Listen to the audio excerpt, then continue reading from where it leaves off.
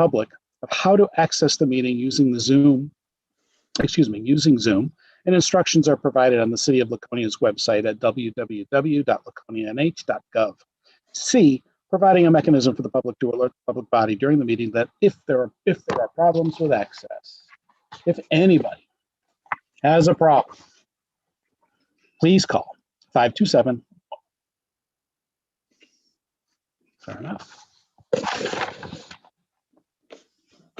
Again, if anyone has a problem, please call 527-1265, extension 243, or email at cityclerk@laconianh.gov.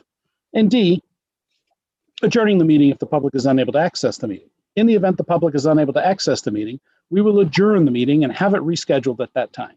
Please note that all votes that are taken during this meeting shall be done by roll call vote. Let's start the meeting by taking a roll call attendance. When each member states his presence, also please state whether there is anyone in the room with you during this meeting, which is required under the right to know law. I would look to our city clerk, Cheryl Hebert, to please call the roll. Councillor Cheney. Present in the council chambers. Thanks. Councillor Susie. Home and alone. Councillor Littman. Present, home, and alone. Thank you. Councillor Haynes. Here in council chambers. Councillor Hamel. Home and alone in this room. Thank you. Councillor Felch. Home and alone. Mayor Hosmer. In the office of the mayor in City Hall and alone. Thank you. Before we go any further, I would ask if Councillor Cheney would be so kind as to lead us in the Pledge of Allegiance.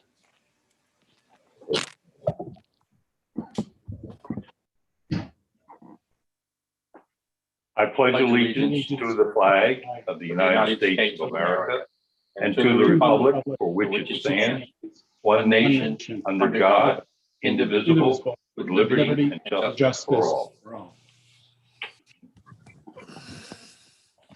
Thank you, Councilor Cheney. We are joined this evening by City Manager Scott Myers, City Finance Director Glenn Smith, as well as the aforementioned City Clerk Cheryl Hebert.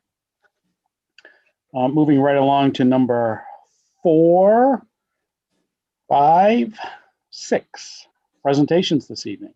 So under 6A, department budget presentation from the Laconia Police Department, and we have with us Chief Matt Canfield. Welcome, Chief. You're on mute. Thank you, Mr. Mayor. Good evening, Mr. Mayor, members of the council, and City Manager. It's my pleasure to present our budget to you for this year, this coming fiscal year. Glenn, can you pull up the PowerPoint?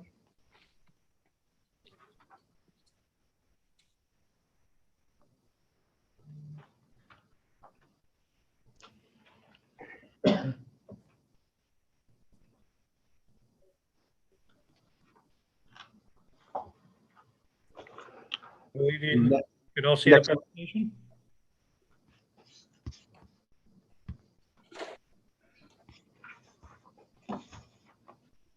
Can you go to the next slide?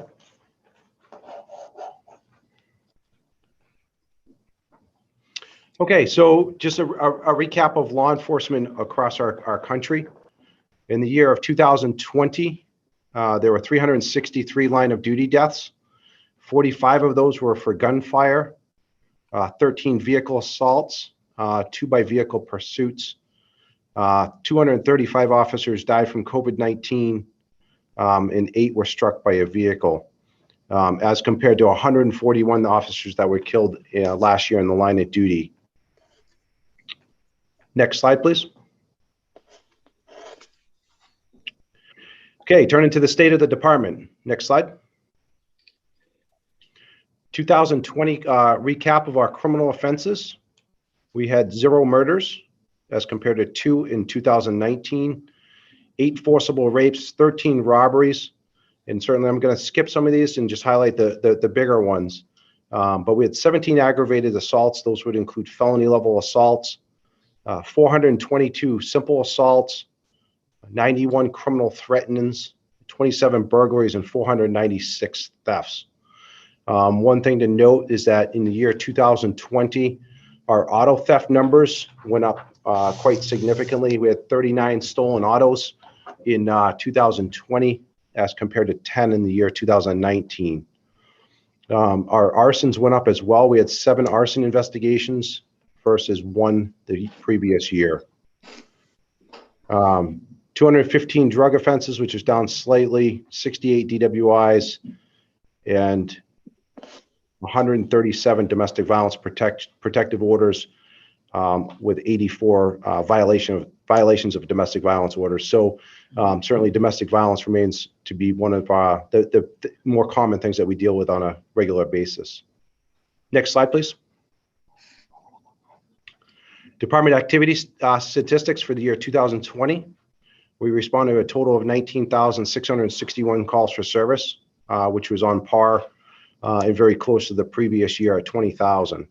I can tell you this year started off quite busy. Year to date, we've had 12,936 calls for service as of this morning. So certainly our call numbers are up. I can tell you that just today our canine had 2 outstanding tracks. One was for a felony level criminal threatening this morning, early morning, with a knife. And then another one was a burglary where a woman came home this afternoon and found someone inside of her residence. So 2 really good tracks just to highlight some good police work today. Total number of arrests, 1,176. And motor vehicle stops up very significantly. We're at 42.6% increase over last year. So far, year to date, we've had, in 2020, we had 6,602 motor vehicle stops. So certainly this was thanks to the traffic position that was added. We're seeing a significant impact, and it's nice to be able to have the ability to designate one officer to enforce those areas that we receive those common complaints and show a little bit more enforcement efforts in those areas. We had 2 fatal accidents last year as compared to 1 the previous year, 121 motor vehicle accidents with injury, and 473 motor vehicle accidents total. That's down from 605 motor vehicle accidents in 2019. Certainly, I would like to attribute that to the more aggressive motor vehicle enforcement, although I guess time will tell if that holds out. We had a total of 1,331 parking tickets. If you'll notice on the right-hand column, our special response areas, these are areas where we do, they're required to every shift conduct an extra patrol, such as the parking garage or areas where we may have more issues. Those are up very significantly. We've made quite an effort in that. Last year, we had 2,227 SRAs, up very significantly from 546 the year before. Our park walks and talks, that's when an officer gets out of his car and will park in different areas. One of our areas right now that we're concentrating on is Sanborn Park, as we've experienced some issues early on in the summer. They'll get out there and talk and just make a presence. So that was up significantly as well at 1,015 as compared to 745 the year before. And community policing events, we conducted 276 community policing events as compared to 124 the year before. I anticipate our bicycle registrations will go up significantly this year, 2021. Some of our officers have been working on a project. It kind of started with the Kiwanis bicycle rodeo safety rodeo that they conducted this spring. And as such, they've created an online form that community members can register bicycles. So when we find them, it's got an identifying tag that we can run the bicycle and return it to the rightful owner. Typically, we wind up with hundreds of bicycles at the end of the year that are just found property that go to auction, as bicycle thefts are just, it's a quite common occurrence. So we're trying to work on that and curb that. Next slide. I don't want to bore you with statistics here, but if you notice, our disturbances for 2020 went up significantly, 1,474 disturbance calls as compared to 1,100 the year before. Domestic disturbances remain up there, 358 last year. Certainly that's almost 1 a day. I'll talk more about drug overdoses on the next slide. Next slide, please. Talk about state of the department for 2020 staffing levels. We're allocated 45 sworn full-time police officers, and we currently have one police officer positioned and that's open, and we have one person that is in the testing phase for that. So hopefully that will be filled by the end of the summer. As far as civilian staff goes, we have 5 dispatchers, an executive assistant, administrative assistant, legal secretary, and a full-time attorney, and then some part-time officers. The department is broken down into 3 different divisions. So we have the legal division, which is headed by Jim Sawyer, our attorney prosecutor. And then we have 2 captains, one in operations and one in support. Next slide. 2020 was a big year for us. As I talk about every year, I talk about our ongoing accreditation through CALEA, which is the Commission on Accreditation for Law Enforcement Agencies. We go through an annual review every year of a partial number of our files. However, every 4 years, we do what's called an on-site based review.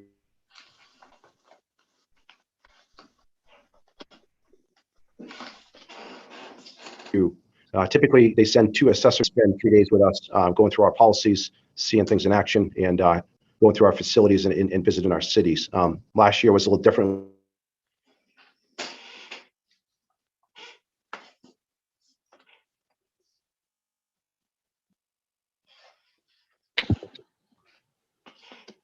Chief, I think you've frozen there. You might have to reload.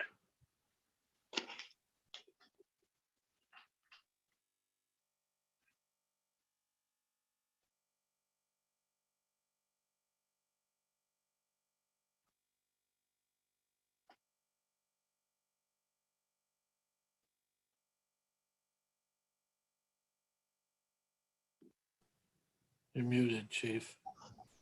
Can you hear me now? Yeah. Glenn, can you go to the next slide? Okay, so for the assessment, they had different focus areas consistent of community engagement, training. They focus heavily on our body-worn in-car camera system, property and evidence processing, labor management relations, our communications center, specialized unit, and recruitment and selection. Previous compliance service reviews that they call them, that are done every year, which started our cycle in 2017. They reviewed 79 of our standards. Then we went to 2018, they reviewed 177 standards. We went to 2019, they reviewed 91 standards. And then in 2020, they reviewed a total of 253 different standards. Next slide. Overall assessment results, it was a very favorable assessment. We had 0 deficiencies noted, and we were granted reaccreditation for a 4-year cycle. So very good work, especially to our accreditation manager, Robin Moyer.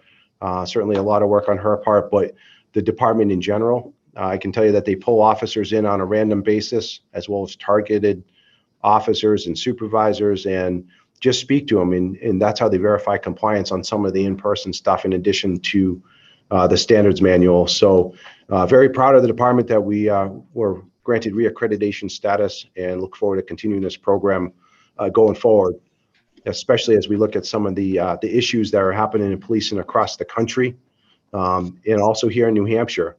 The governor created the LEAC commission to address some of the issues that happen across the country here in our own state.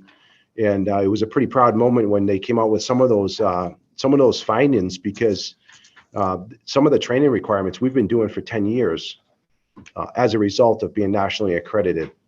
Our academy is still struggling our police standards are still struggling to create some of those programs so officers can attend the training. And literally all we did was take the training that we did and submit it. And we meet compliance with those LEAC commissions the next day after they came out. So direct result of being nationally accredited. Next slide.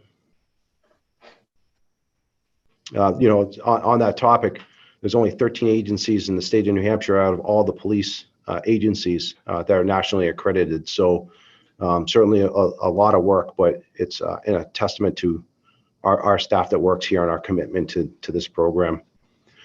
So 2021 department goals, a lot of these were carried over from 2020 just because of COVID. One of those was a review of our detective unit. We wanted to review and evaluate the operations needs and resources that are allocated to the detective unit. One of these consisted in getting a second polygrapher up and running. Our current polygrapher is eligible for retirement and is looking to retire within 2 years. So we currently have Detective Dan Carson is going through the polygraph operator school down at the Northeast Counter Drug Training Facility in Pennsylvania for 3 months. So it's a very intensive program, but certainly I was very happy that he was willing to make that commitment to go away for that training and someday take the shoes of Kevin Butler, but in the meantime operate under his tutelage. Detectives were also looking to achieve crime scene certification and accreditation in that area to increase their expertise. One of the other goals was technology. This is to study and implement a method to utilize advanced electronics to include signboards and CAD displays. We've done some of that. One of those areas was the ProQA technology, which has been fully implemented in our dispatch center. And at some point, I'd like to do a presentation on that alone because I think it enhances public safety from the law enforcement aspect to all of our citizens. Patrol office review. This came from our officers in a way to look at our patrol room to make it a little bit more user-friendly and updated with some changes that would be a little bit more beneficial to the officers that work out of the patrol office. Next slide. Department Uniform Review and Study Committee. This was a review of our training uniform. We have since conducted that, and we were able to fund that through a COVID grant that we got. So we used to have a training uniform that was willy-nilly at best. People had faded shirts, different styles. So this kind of standardized that, and they all look the same. Department Firearms Training Range. This has been a multi-year process.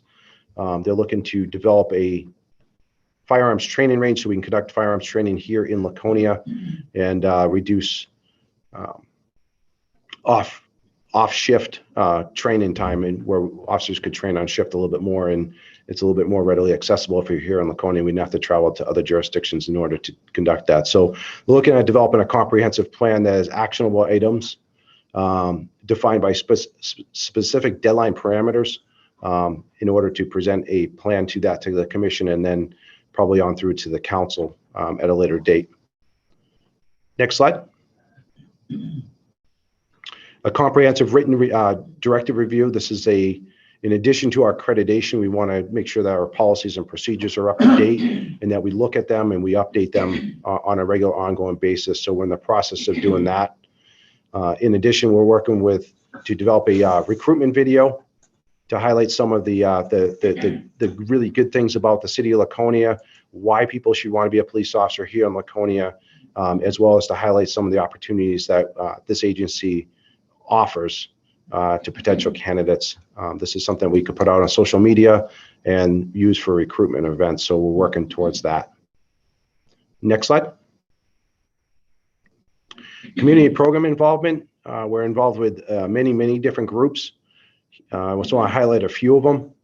One was with Coffee with the Cop. Certainly that was a little curtailed this year with COVID, but we look to bring that back a lot more fuller next year. We look forward to conducting a Citizen Police Academy again this fall. We do a lot with Special Olympics with both the Winter Games, the Winnie Dip and the Torch Run, as well as Summer Games, Fuel and Dreams, National Night Out, Christmas Village. Next slide.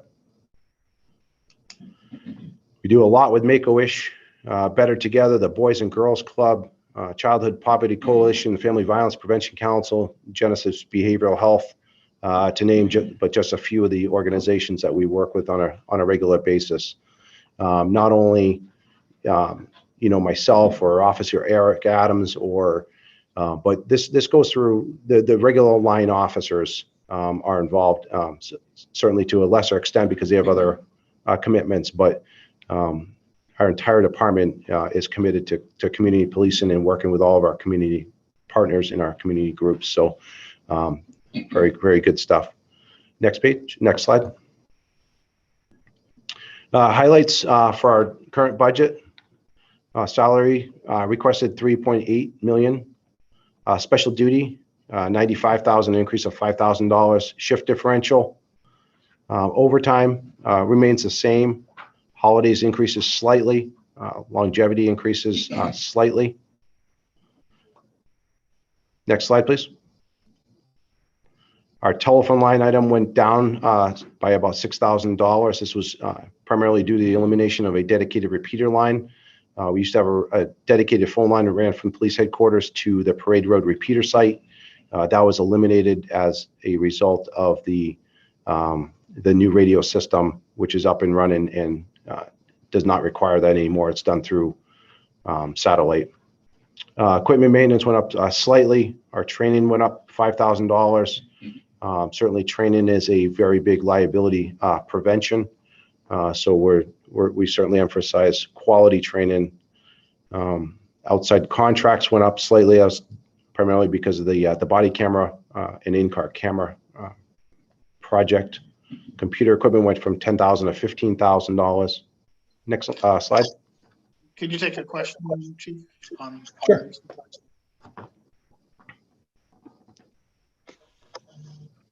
Can you go back one slide, please?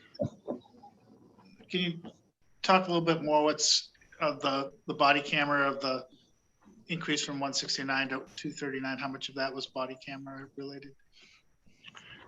I can get you that answer. The majority of that was the body camera because the full impact kicked in. It's a 5-year contract that includes the tasers, the body cameras, and the in-car cameras. And as part of those costs, we were looking to stabilize it. As with any technology, it expires really quickly.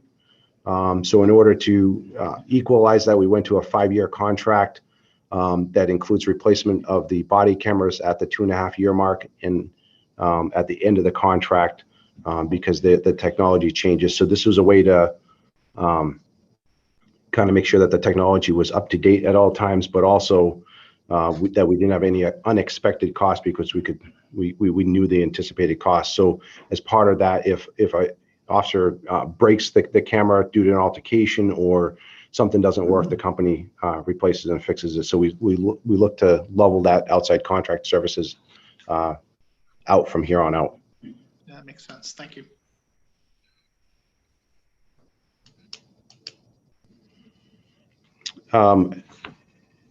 As I think you all know what the line items are, but I can run through these really quickly. The special duty part-time salaries. This funds several part-time police officers that we have, including several part-time police officers, our parking enforcement students, some part-time secretarial staff, and our animal control officer. Shift differential, we talked about that in the previously, but this funds officers who work either the evening hours, the overnight hours, and then obviously the holiday pay where officers work on a holiday. Next slide, please. Training. These are funds associated with the training of police officers as required by state, federal, and agency regulations. A very important component of CALEA. They focus very, very heavily on certain aspects of training. And the philosophy is that better training equals sound decisions under extreme stress, which not only increases officer safety, not only increases the safety to the public, but it also reduces liability to the department and the city.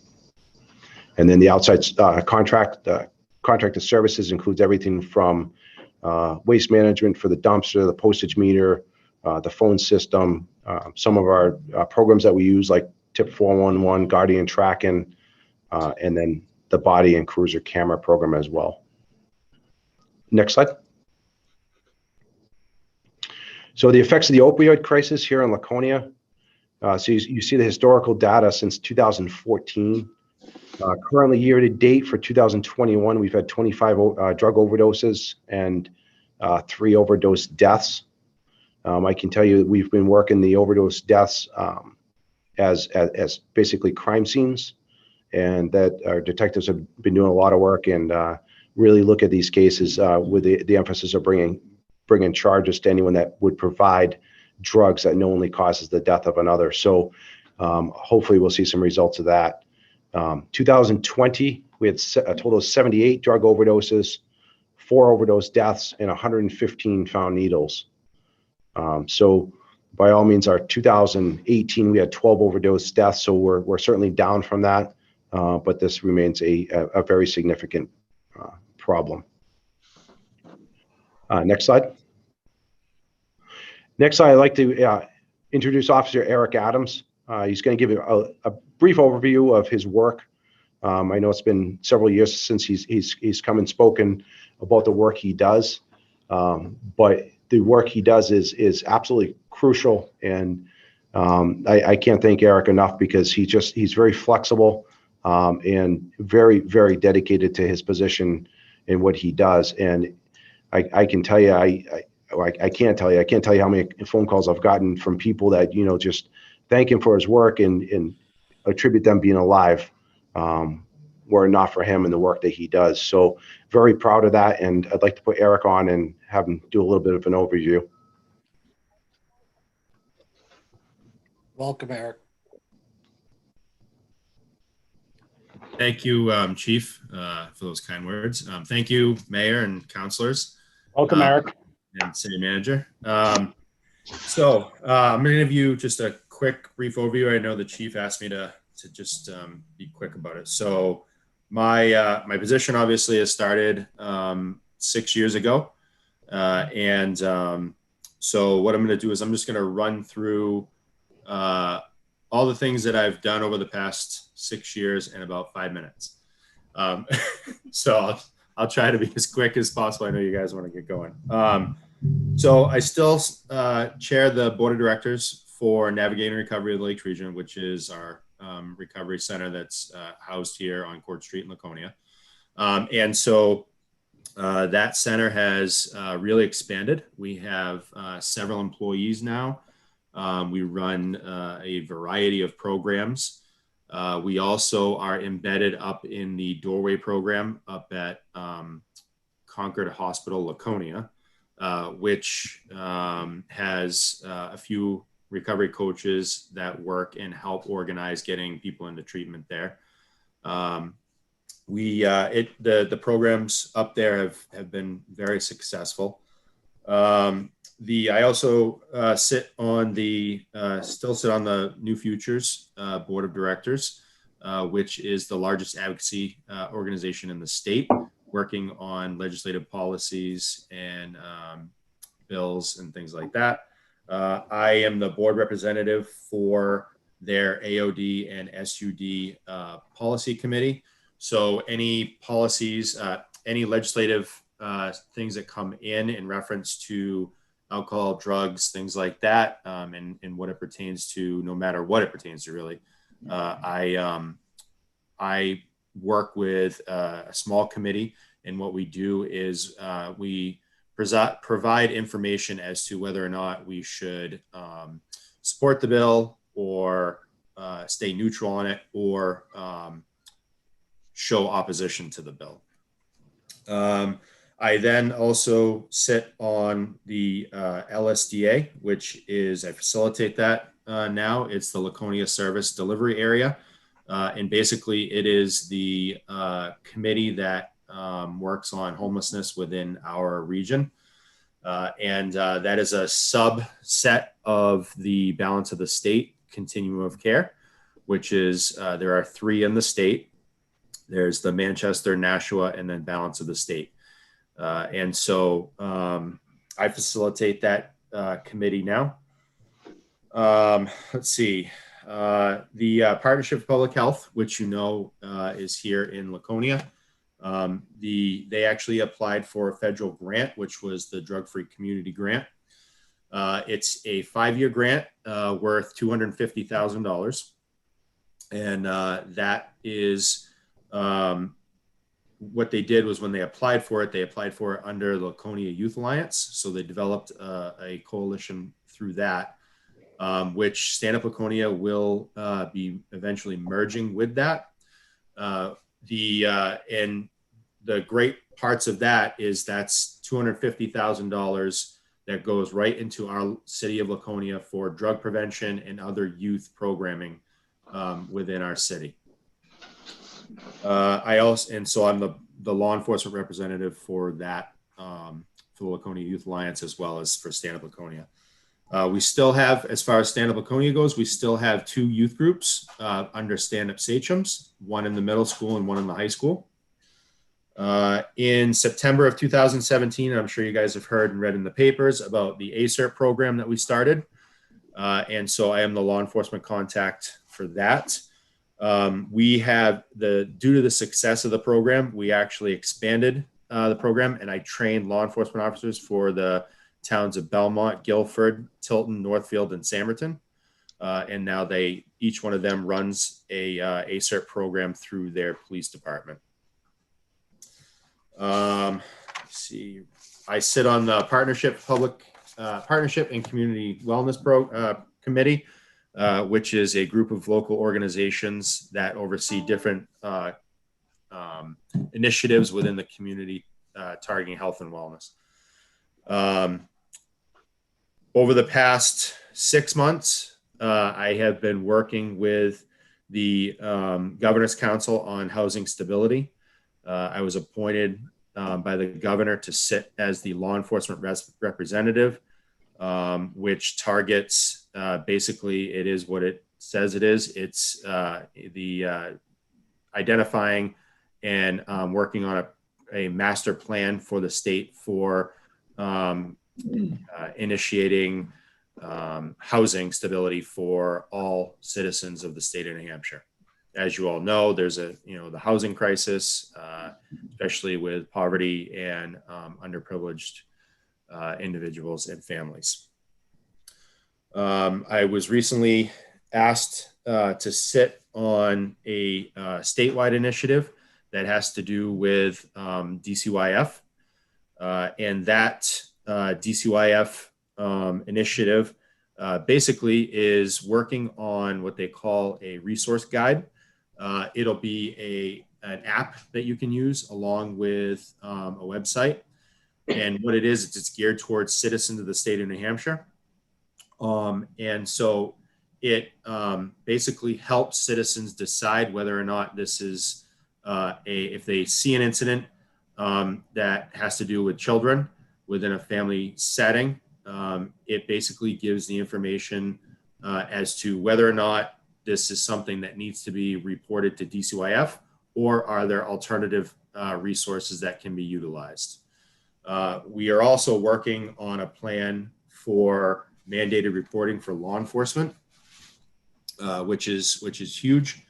And so that this really could be a game changer for the state of New Hampshire when it comes to mandated reporting. As far as the other thing that I sit on the balance of the state. It's the state's youth homelessness subcommittee. And so that really works on statewide initiatives for youth homelessness. I bring a lot of what we do with the LSDA and the Mayor's Homeless Task Force and other initiatives to the state level. I sit on the Wellness and Primary Prevention Council, which I was appointed by the governor to sit on that. And what that does is it identifies a quality designation for family resource centers in the state of New Hampshire. And just so you know, it's not completely out there, but it will be now. The Family Resource Center here in Laconia is up for that quality of designation, and that's a really high honor. So I'm part of that committee right now, trying to make that happen. And just to give you a quick update as far as the COSAP grant, which we are going for again this year. That is the Comprehensive Opioid Stimulant and Substance Abuse Site-Based Program. It's a mouthful.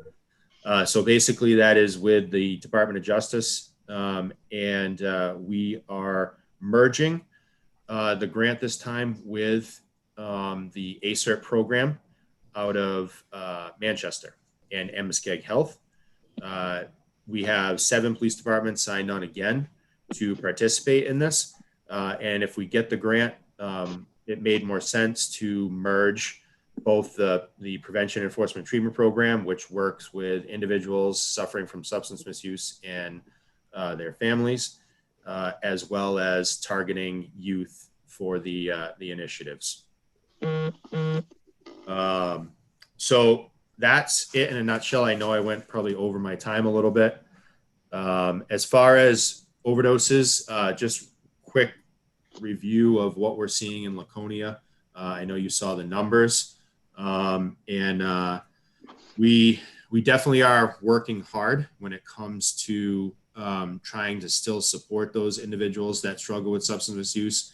And there's an added component, especially now with we're seeing the effects of obviously COVID and the mental health piece that comes along with the isolation and things like that.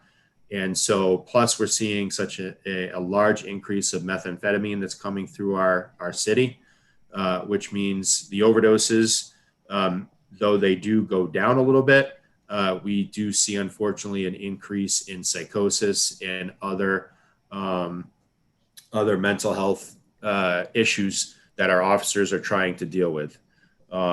Just so you know, a vast majority of the initiatives, why I sign on to do them and why I'm asked to do them, really helps my whole goal is to help our patrol officers right here in Laconia as my main focus.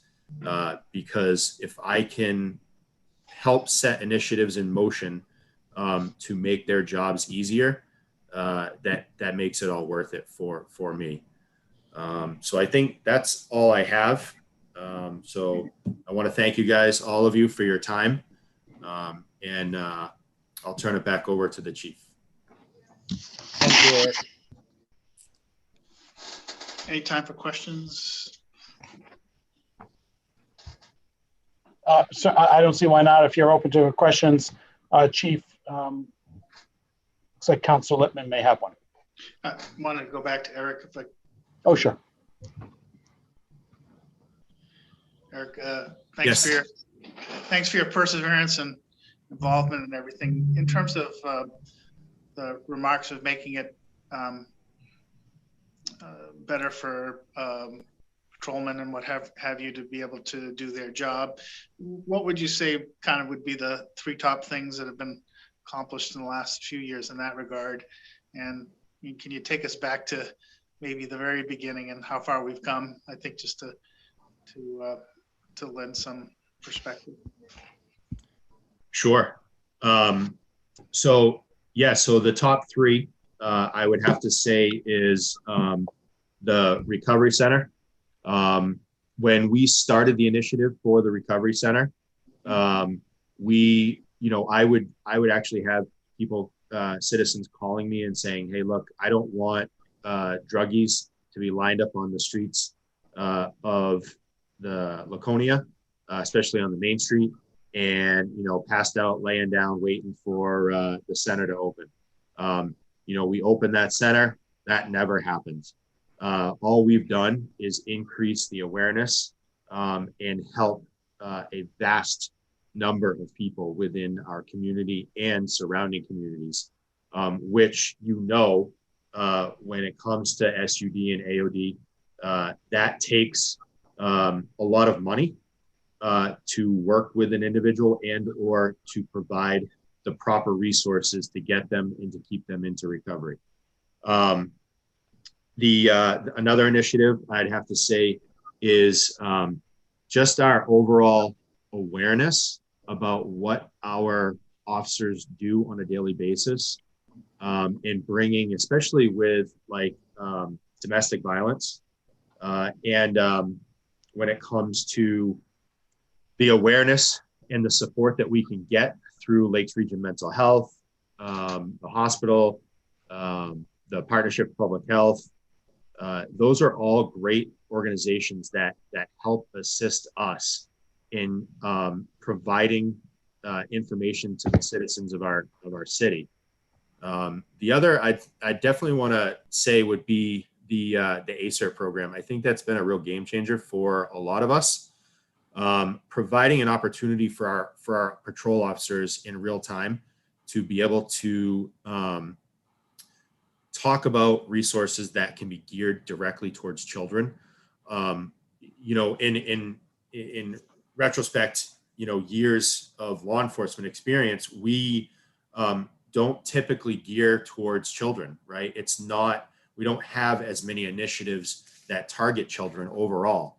And so the ability for us to go in there and say, hey, look, we have this program that we can do a warm handoff and connect you to someone within 24 hours, or usually it's within just a few hours, and immediately start working with that family, targeting the children for mental health counseling, drug counseling, even just simple things like childcare, right? Because some of the domestics that we go to, they're over simple things, but to them, they're monumental, right? To our citizens, they're monumental, right? Childcare, parents that are struggling, right? One parent's trying to go to work, but they can't, both parents want to go to work, but one of them can't because they don't have childcare, right? So knowing that you have someone that can connect them with childcare at a reduced and or free sometimes cost, right? So those are huge.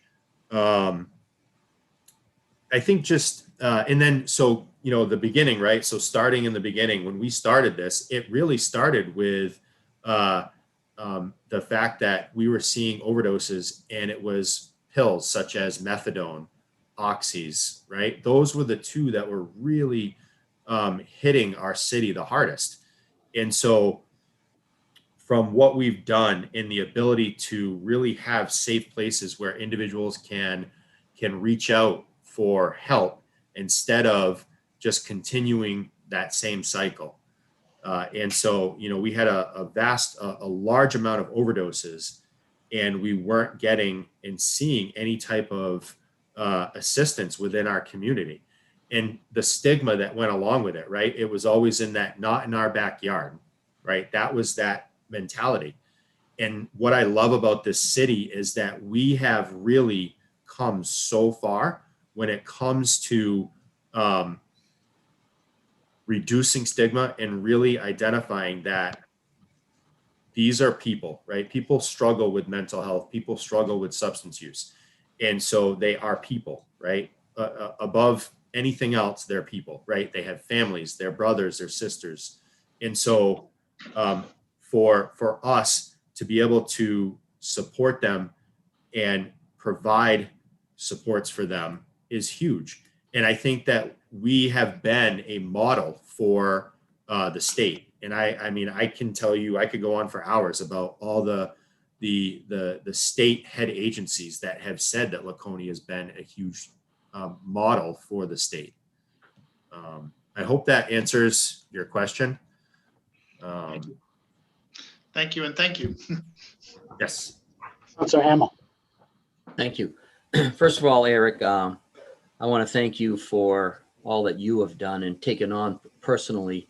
I remember, was it maybe 6 years ago or whenever you came in front of the council to start all this, we asked you to go out and bring all the threads together. I mean, it was basically a bowl of spaghetti and you dove in that and found the ends and made this all happen. So I'm actually pretty proud of you. Also, what my question is, I don't know how many people with substance abuse that you are monitoring now. Do you have an idea? Yep. So right now I'm working with about 4 right now. Okay. Yeah. So when I started counselor, I was taking on like 15, 18, 20 at a whack. And to be honest with you, some of you know Jackie Abikoff and Maggie Pritchard. And so they really kind of reeled me in and said, look, you know, if you were a caseworker, right, a case manager, there's no way that you would be able to sustain that. So really identifying how I can do the warm handoffs. And so right now I'm working with 4. I actually got a text from one that just went from treatment to Heidi's place. And so she's doing amazing. So it's good. It's a small number and it's workable. And I can spend more time really being there to support and help them through it. Okay. Another question.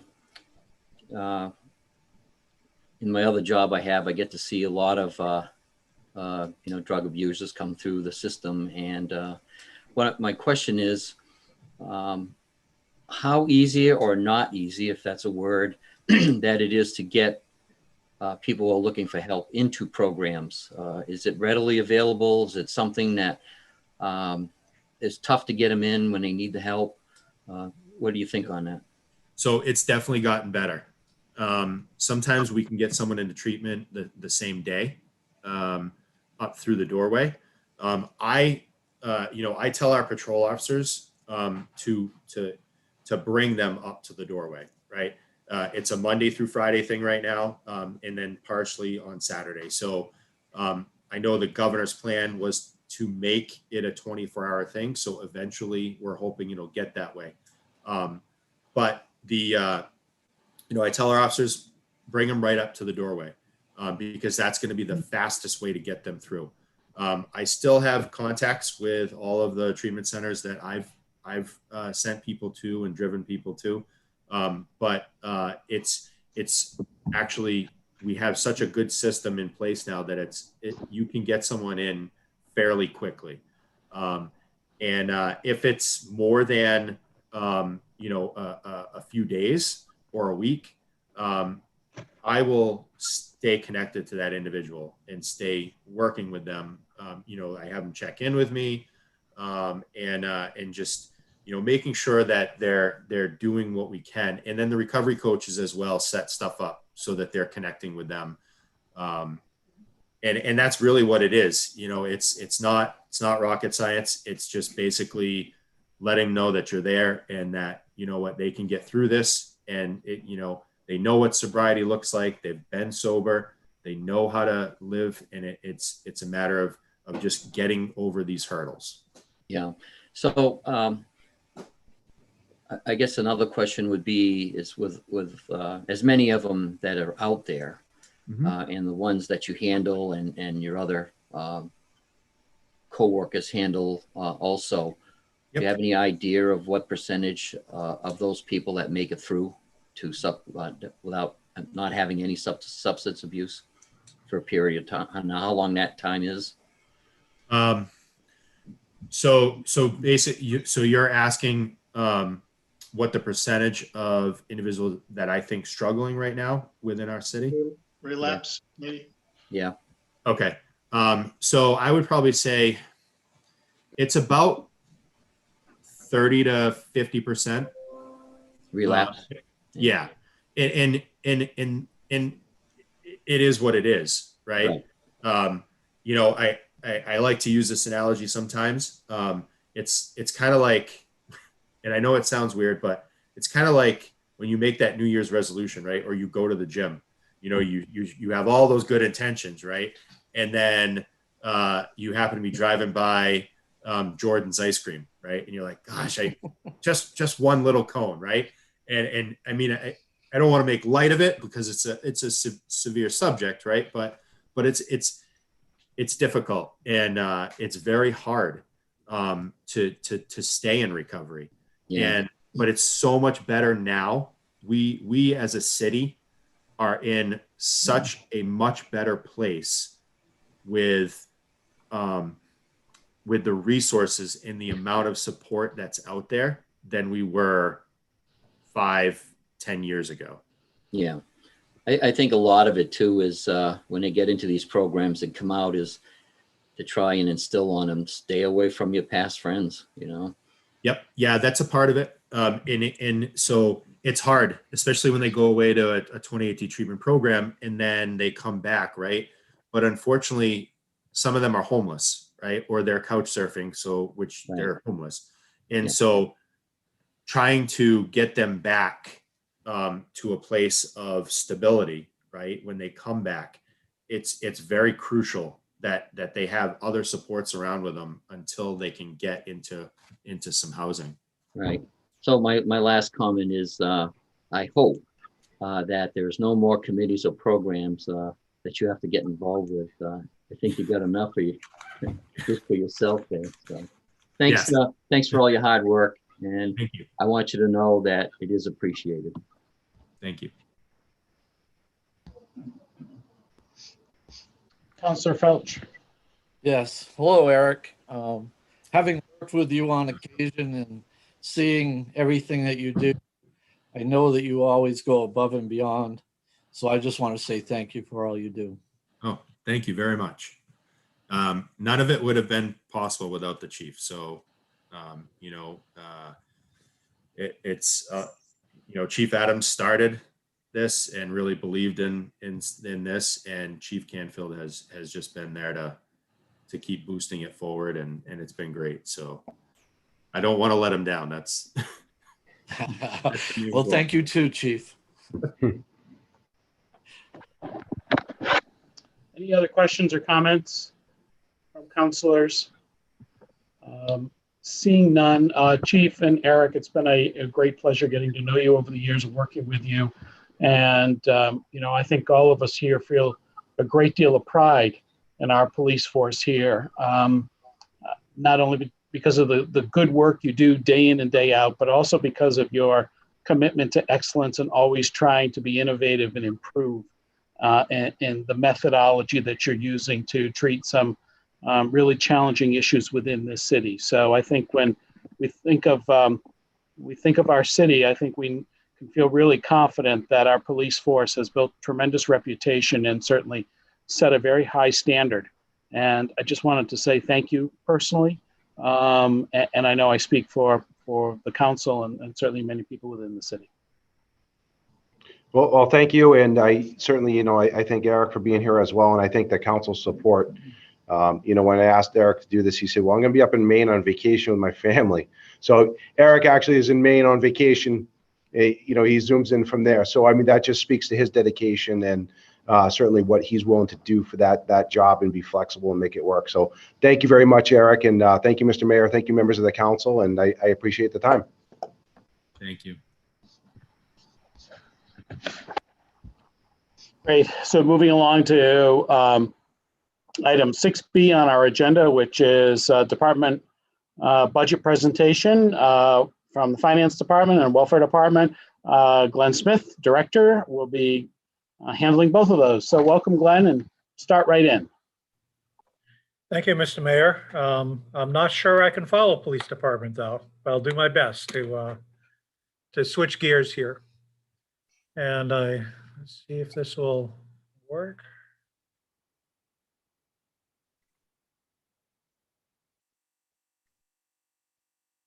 I'm hoping you can all see that also.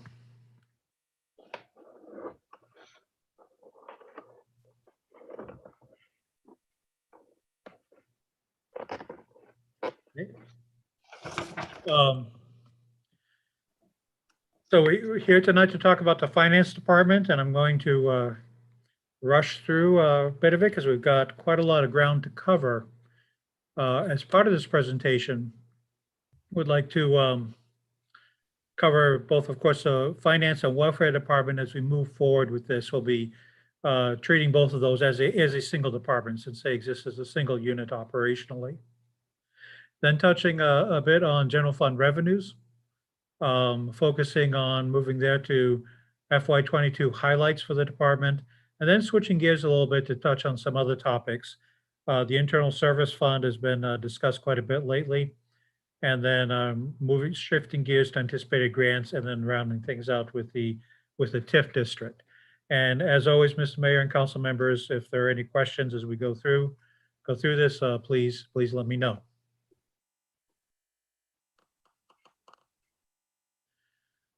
Just a little overview of the department. The department has 6 major function areas. And I've got to say, as we start out, I think the people in the finance department are tired of hearing me say that, that the finance department exists as a support unit to the other city departments. As I like to tell them ad nauseum, I think from their point of view, nobody incorporates a city because they want a finance department. Of course, they incorporate for the police services, for the fire services, for public works, et cetera. And finance exists to facilitate those other services. So we are a support organization and our customers are the other departments. Our areas fall into 6 functional units: fiscal, personnel, purchasing, tax, IT, and welfare. There's a total of 12 employees in the department that are broken out as color-coded by what you see here. We've had a couple changes recently in the department. We had 2 long-term employees retire. Gail Denio actually retired just before the start of the current fiscal year. And Sharon, after 24 years in both finance and recently in welfare. Sharon Parapart retired a few weeks ago after 16 years as our finance clerk. And we brought on 2 excellent new employees to take their place. Kathy Raymond is our new welfare technician. And Gina Roy actually just started today as our newest finance clerk. So we wish our retirees well and we welcome our new employees. Also, with all the changes that are happening as we look to fine tune things here, we did shift 1 position from the welfare department to the fiscal department. It was an administrative support position, and with the shift, I think we just have a better use of resources. And this year, I don't think any of us in the city can talk about what's going on without talking about COVID. COVID has been, of course, a very big part of our department this year in a number of areas. First, on the fiscal side of things, we've devoted a number of resources to tracking revenues and expenses related to the pandemic and reporting those to our state and federal partners. From an HR point of view, it seems that every week the guidance that's issued by the state and federal government as to what protocols employees should follow as we provide services changes. So Paula in our HR department has been monitoring that and of course informing departments as protocols change. We've been implementing those safety protocols throughout the pandemic, through the time when we were shut down, reopened, and implementing how we continue to serve the people of Laconia in a safe manner. And then lastly, of course, on the HR side, would be tracking and implementing the various benefit programs that have been put in place by the state and federal government in order to meet the needs of the employees who also have to take care of their families and deal with their own health concerns. From an IT perspective, the crew has been busy with to accommodate remote working during the period of shutdown, and since that time on a more individual basis. And of course, everybody's favorite, to implement Zoom and other remote meeting capabilities within the city. And then from a welfare point of view, even though our welfare caseload is down, we'll see that in a few minutes. Kathy has been busy assisting citizens through the new state and federal regulations and programs that are in place to implement, to mitigate the impacts of the pandemic. And also something that I think take a hats off to Kathy for this one. She also coordinated a community development block grant coronavirus aid application that brought together more than a dozen social service agencies throughout the county, and got funding for each one of those agencies to help mitigate the impact of the pandemic, both in the city and in the county. Switching gears a little bit, just for a quick overview of what we do up here in finance on the fiscal and tax departments. I won't go through all these protocols all these, excuse me, areas in detail, but just to give you some idea of the different components of what we mean when we talk about tracking the accounts and tracking the expenditures and such. It's a very complex system with a lot of moving parts and a lot of people to report to, both on the fiscal side and on the tax side, with all the bills that go out on a regular basis. And then, of course, the monthly and annual reporting to our state and federal partners and to other agencies that we work with in partnership to get the job done. Similar situation with the personnel and purchasing function. There's a lot of moving parts to keep track of, with a city of about 160 employees and several of, as you know, different unions to deal with, and also retirees that we track and we still provide service to now that they've provided their help to the city of Laconia and to the citizens. It's a daunting task on the personnel side. From a purchasing point of view, there's our purchasing technician, John Gardner, coordinates purchasing, of course, throughout the city, both on the, as I like to say, he buys police cruisers one day and Scotch tape the next day. So anything you need is coordinated through John's office, and there's a lot of intricacies to make sure that is all done upfront and in a legal manner.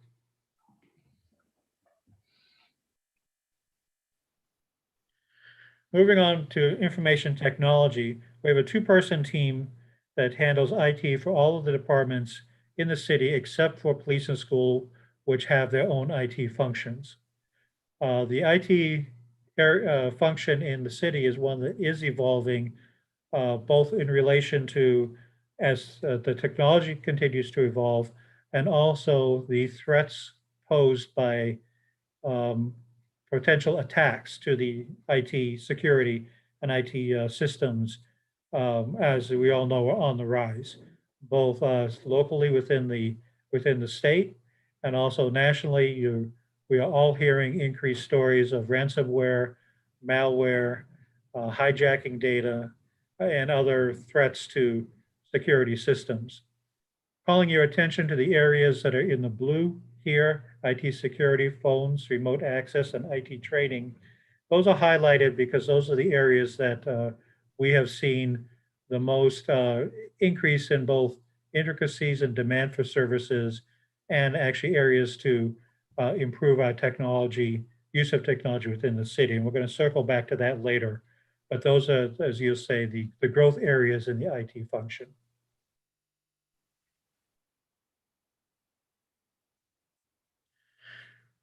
Closing out the review of various functions with welfare. The welfare department is a one-person department at this point, and Kathy's doing a good job meeting the needs of the citizens, providing interim emergency assistance to meet those needs. And in 2020, she processed 398 individual contacts with people seeking assistance, down significantly from the prior year, and we will touch on that in the next slide. And those 398 contacts resulted in 74 vouchers being written, also down from 2019. The chart shows you how we're spending money in the welfare department, and what you'll see is that the overwhelming majority of where the welfare dollars go are relating to housing and shelter in some form. And the rest, of course, much smaller areas. And I will say this is partially reflective of the partnerships that we've developed with the other social service agencies that are there to help assist other basic needs. And in many cases, I would say most cases, are much better equipped from the city to do that. Touching base on the decline in welfare expenses and welfare cases, this chart shows the quarterly expenses going back to 2017. And as you can see, it can vary significantly from quarter to quarter. And much of that is dependent on the occasional large case we get. So a single case, depending upon the circumstances, that individual case can drive expenses up. I want to draw your attention to the two vertical lines on the right-hand side. We have a dashed line that represents the period at which we started to take a very hard look at how we manage welfare within the city. And that represents a conscious effort that we undertook to operate in a much more collaborative way with our social service agency partners. And I want to take my hat off actually to Eric Adams in that he has played a very active role in helping form connections between welfare and other agencies throughout the city and the larger county that assists with the city. So we're trying to shift away from a model where we primarily provide aid through writing a voucher to a model where sometimes we provide aid through writing a voucher. Sometimes that aid is provided by putting people in contact with other agencies. And as you can see, that when we started that model, we had a very significant drop in our expenses. The second line, the non-dotted line, represents the start of the COVID pandemic. And what you see is shortly after the start of that pandemic, another decrease as the social service programs that were put in place to mitigate the pandemic kicked in and took some of that workload. And as you can see on the right-hand side, what we're now seeing is a slide in the upwards direction as those COVID programs are starting to wind down, and we're entering into the post-COVID phase. What we can expect in that is a increase in welfare expenses, but rest assured we're going to do our part to keep that increase into what we hope will be the new normal of less than $10,000 per quarter. Switching gears again, talking about the revenue part of the budget. Overall, in very broad terms, general fund revenues are expected to increase by about 3.8%. The chart shows the various categories of revenues we have and how this year compares with what is projected for next year. Some big ticket items I just want to touch on in this, because as you know, there are several dozen accounts that all come together for the overall revenue picture. First is the uncertainty related to COVID. The numbers in your budget are, in my opinion, very good, solid numbers related to what we can expect for COVID assistance in the next fiscal year, with the understanding that those numbers were good and solid as the landscape existed when the budget was put together in March and April. As you know, there's been a significant change since then that we are still, frankly, working through and trying to see how that will affect the city both next fiscal year and in fiscal years to come. So there still might be some change in that, in what's happening with COVID fiscally, coming down from the state and federal government.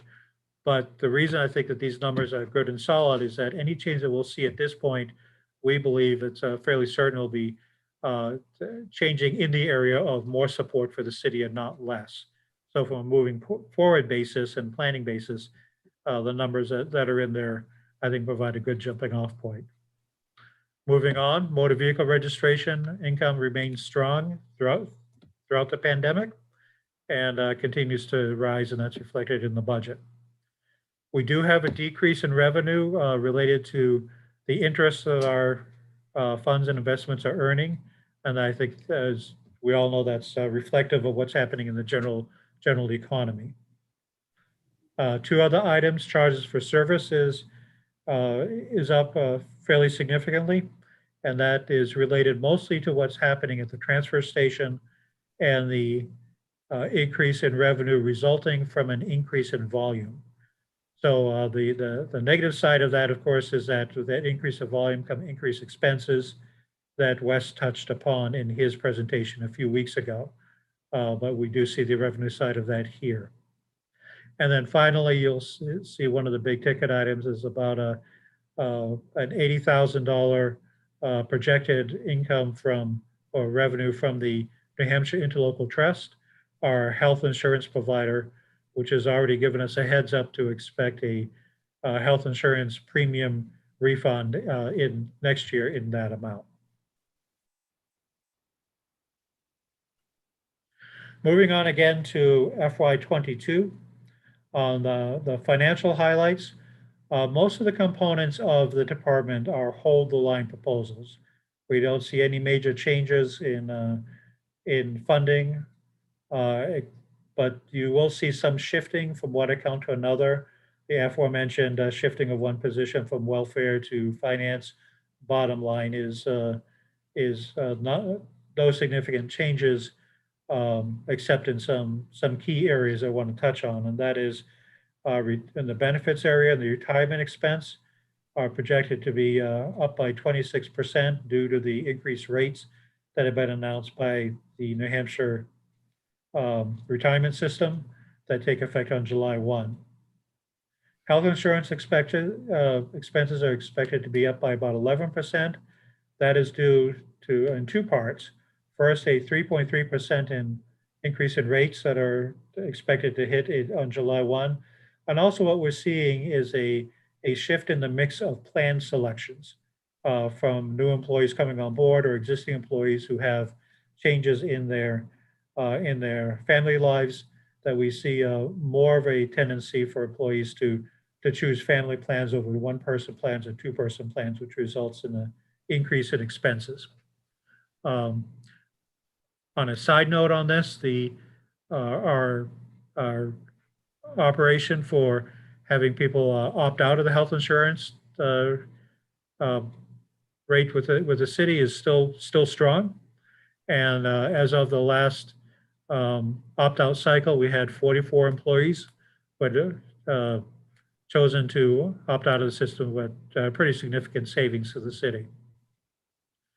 Lastly, on principal and interest, what you see is a 2.4% decrease that is attributable directly to the work you did earlier this year in refinancing some debt for a lot of the major bonds. Looking forward beyond 2022, just note that we are in the final year of 2 of the bonds that are currently active, and 6 bonds will be retired within the next 3 years, which will have a good positive impact on that part of the budget. Operationally, in FY22, we have a number of focus areas, and one is circling back to the IT, security, and operational review. In addition to the threats that we, as a city, are facing, or potential threats due to the increase in ransomware, malware, et cetera, attacks on our IT infrastructure, we're also taking a hard look at the operations of the IT department. As mentioned, it's at a 2-person department now, and those it's been at that staffing level for many years, and during those many years, there have been increased expectations, increased demands put on that staff as departments move away from, actually toward more software-based service provision. And you'll see that in Public Works Department last year. Planning Department is going through that now, and other departments are going through entering modes where they're more dependent on IT and IT services. So we want to make sure that the department is functional both in the current term and as we move into the 5-10 years from now. What kind of staffing, what kind of commitment do we need to put into the IT function to make sure that it stays a department or a division that meets the needs of the citizens. In that same regard, we're transitioning away from our antiquated phone system in City Hall into what's called a voice over internet protocol, computer-based phone system. And these are the systems that are currently being used by the fire department and the police department. The rest of the departments are still on very old copper-based systems that frankly are not that secure. We did have one incident this past year where a department's phone system was hacked, and luckily we found out about it very quickly and were able to shut down the hack before our hijacked phone lines were able to be used by other parties to make very expensive long-distance calls. But many of these systems have been in place so long that we can't even find either on-site or on the internet manuals of how to use the system. So we're going to replace, so hopefully replacing that with your authorization with a VoIP system that will tie directly into the fiber network that the city has and be much more functional than what we're using now at about the same cost, maybe a little bit lower. And also, we want to begin a transition to an automated AP system. What the picture you're seeing right now is actually an AP run, accounts payable run, where we're getting the bills paid. I believe it was the first week of May. This is how what we go through every week to get the bills paid. It's what Wes Anderson refers to as the stubby pencil method of getting the job done.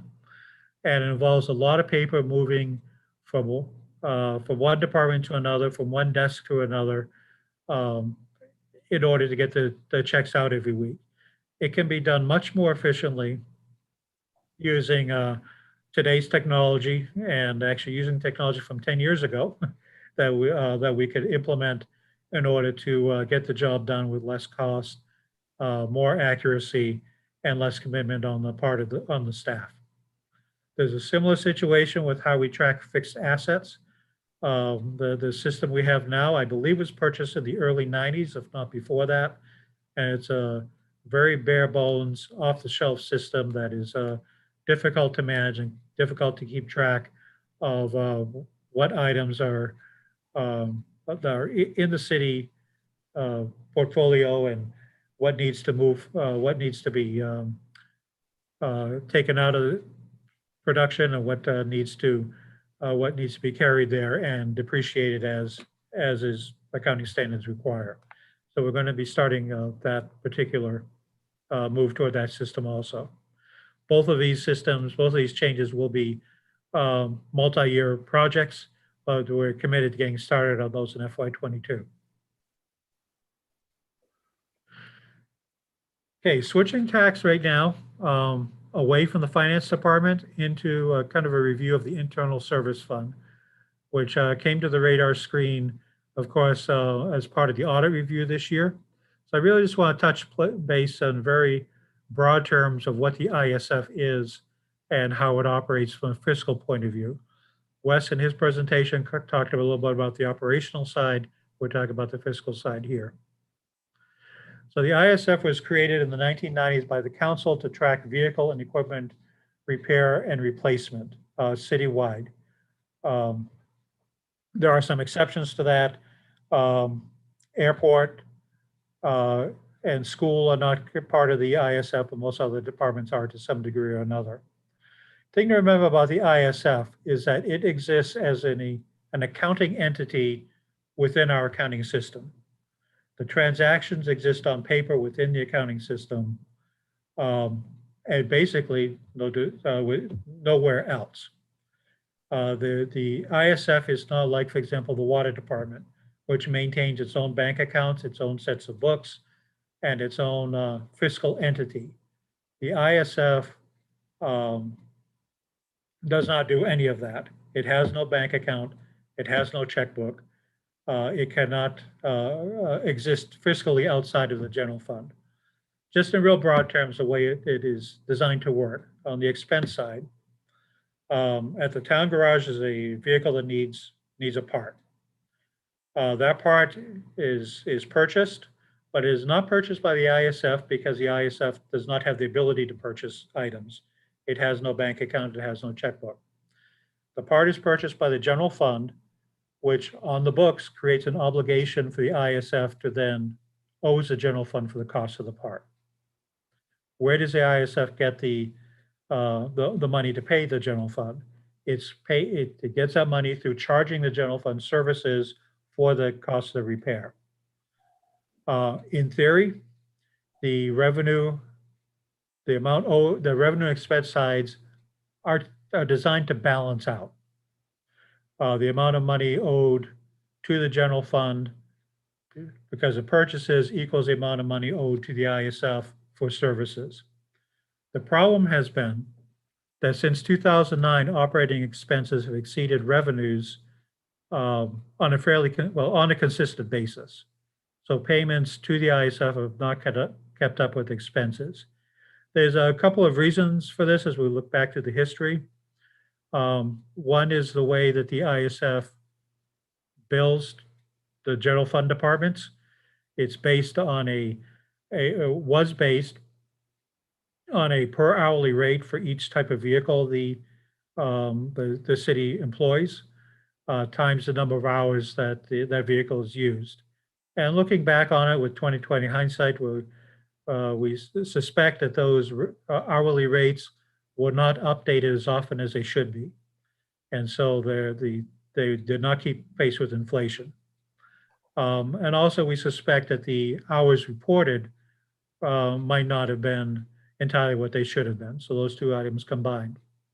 On the vehicle replacement side, we have a similar situation where the charge to the department was based on depreciating the cost of a piece of equipment when it was purchased.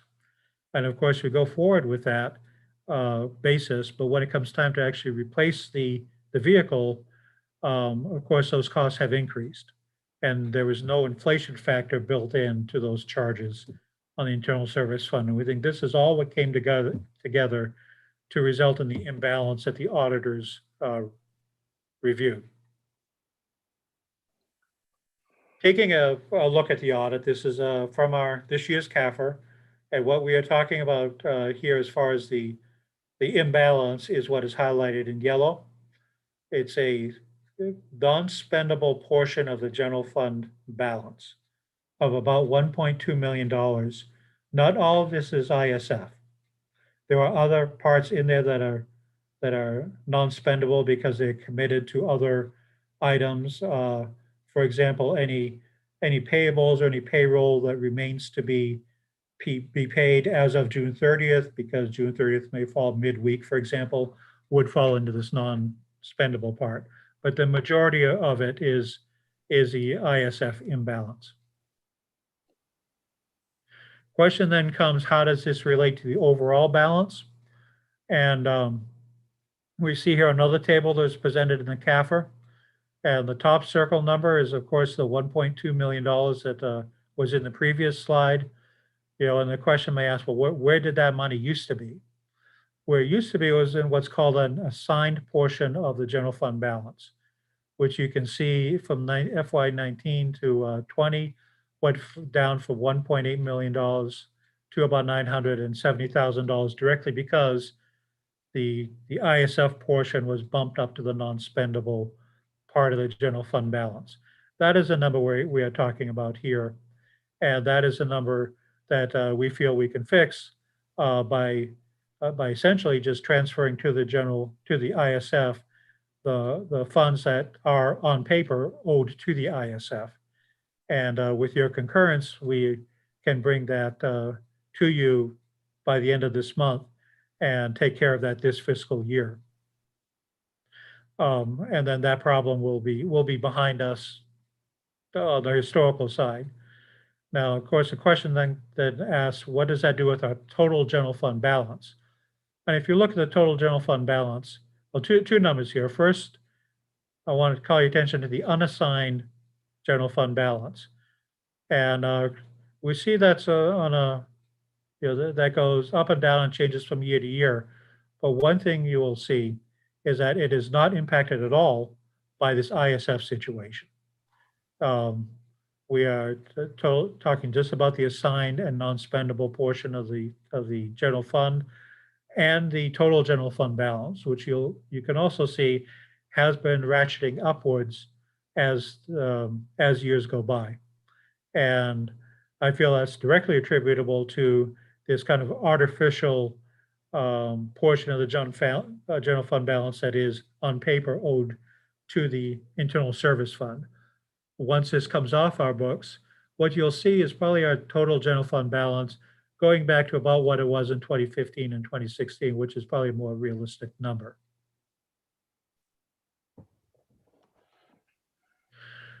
Just so you know, moving forward, we've already started the process of putting items in place so that this problem does not reoccur.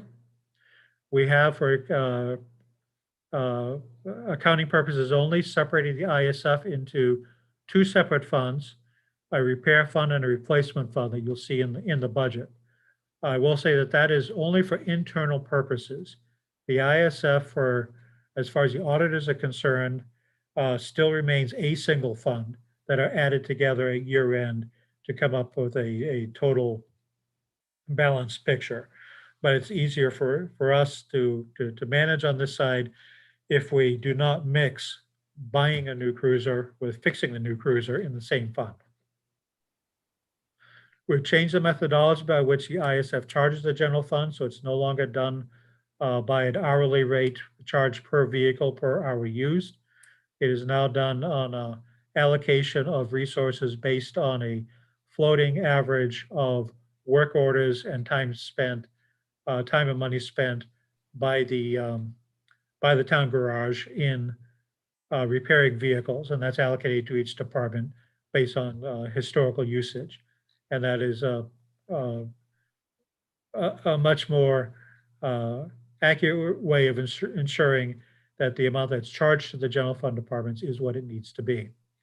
And finally, we've added an inflation factor to vehicle replacement to reflect the fact that the reality is police cruisers and trucks and all do not cost what they cost 5 years ago or 10 years ago. And so we need to take that into account. And finally, if all of these changes were put in place immediately, then the charges to the general fund would very much adversely affect the general fund departments. So we are phasing in these efforts to address the structural imbalance over a 5-year period. And the budget you have in front of you is reflective of that.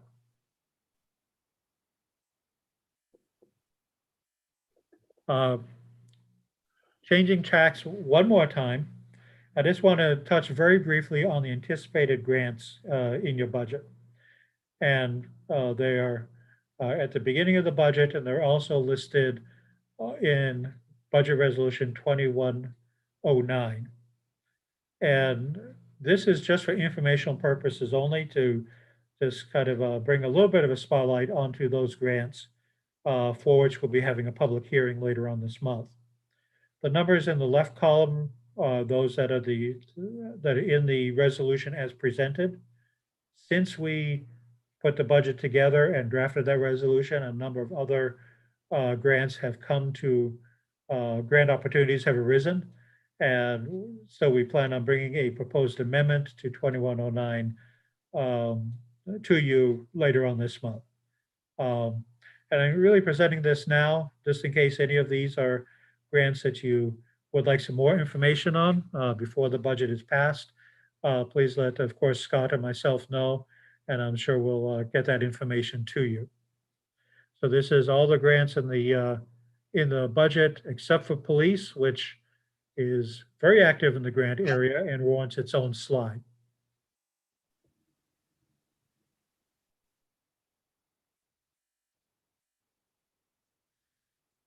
Wrapping things up, I just want to touch very briefly on the tax increment financing districts. We have here the key elements here, and in the downtown, the downtown TIF is now, of course, through the process and the structure we put in place, handling the majority of the colonial bond interest payment. The remaining portion of that payment, of course, is covered by the general fund, as is the principal. And the WEIRS TIF continues on its path to eliminate its negative balance. Of course, there's a significant, as I'm sure you know, we've talked about before, investment in Lakeside Avenue and at the WEIRS, and that the anticipation of that was that that will be paid off by a set schedule and bring that TIF back into a place where it can once again have funds to invest in the weirs. And that concludes the presentation. And I'll see if anybody has any questions. Thank you, Mr. Smith. That was very thorough. Any questions from councilors or any feedback for Mr. Smith? Councilor Lippman. The Internal Services Fund, in terms of extending the life of vehicles and other, and taking vehicles off of lists that are not used, how much of that is part of our plan to restore the balance that we're looking to get to? Yep.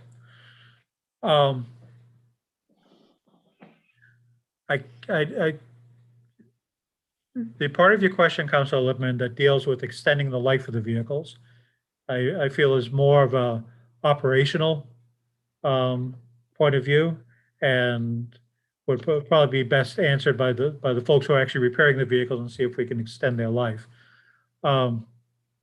Once the vehicles are fully depreciated, then they are, even if they stay on the list, they are not part of the fiscal transaction, the way the system is set now.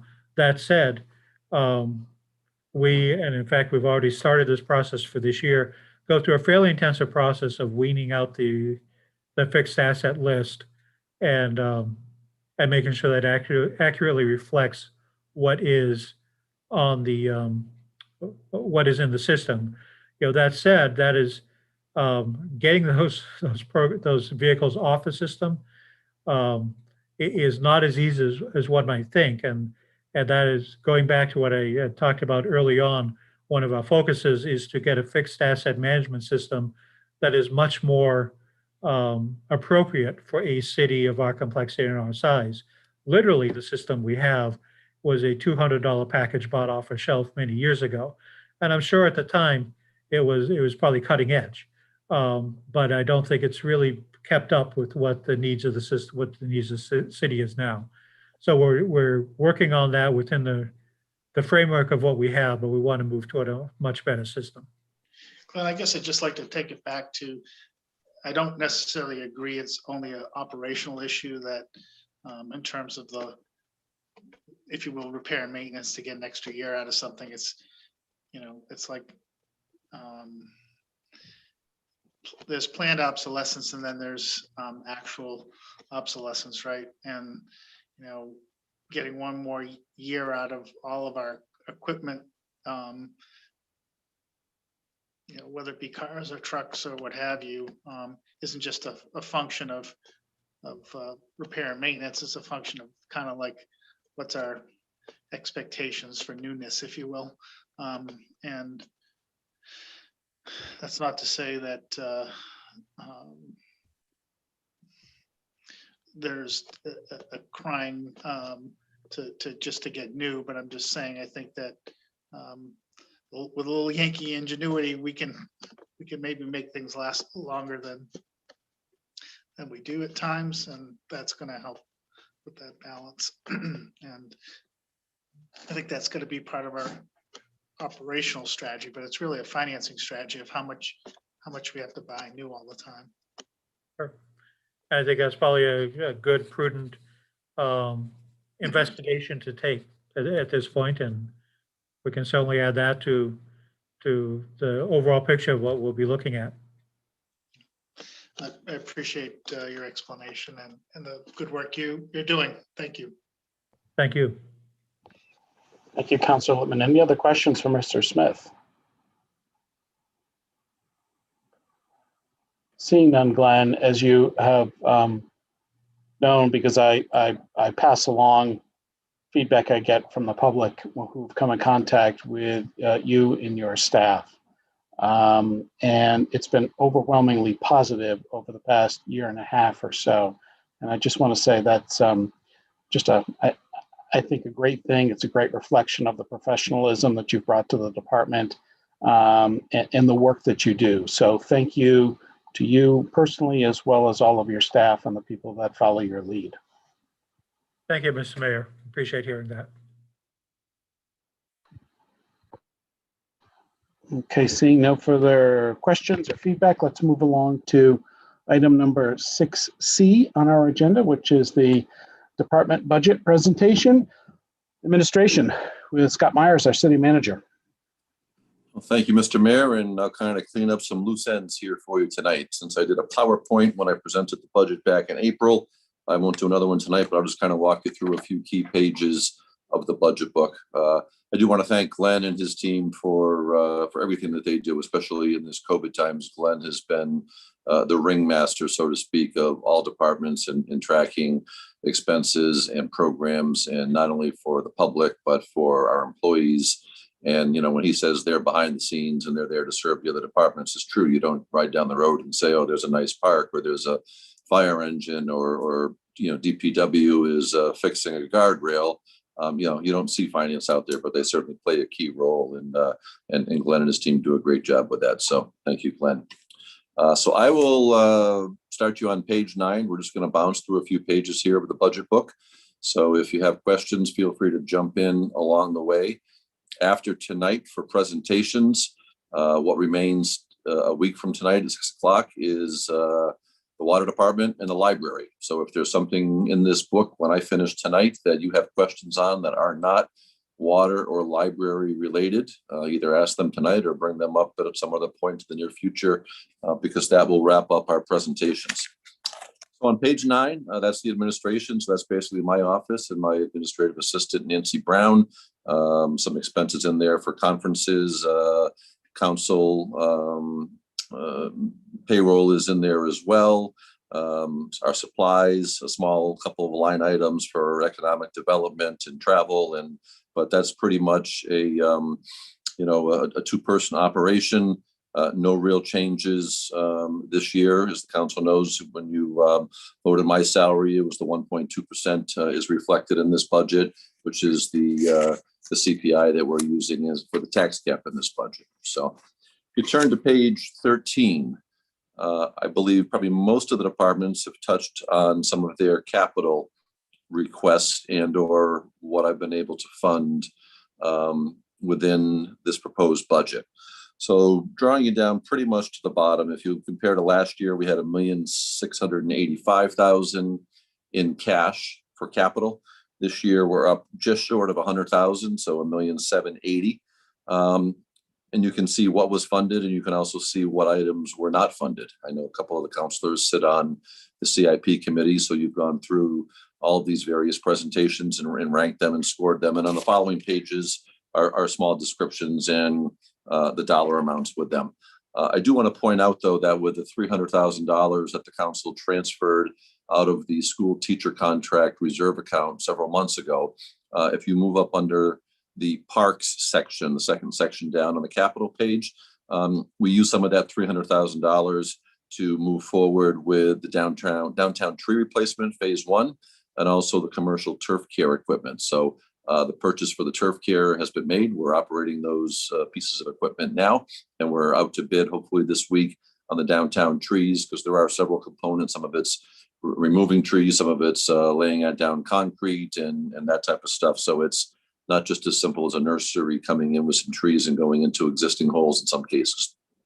A couple of items that I will be bringing to you through a resolution to utilize the rest of that $300,000 from that transfer that we did will include all needed items: $80,000 for the Messer Street Bridge, which would be under the DPW section of the CIP, $62,000 for the improvements to the dock space. So I shared with you probably almost a year ago at this time that there was a grant available to realign our public docks. And basically, for those listening at home, we will be removing every other finger slip and basically taking that length of dock and adding it on to the remaining finger slips that are down there.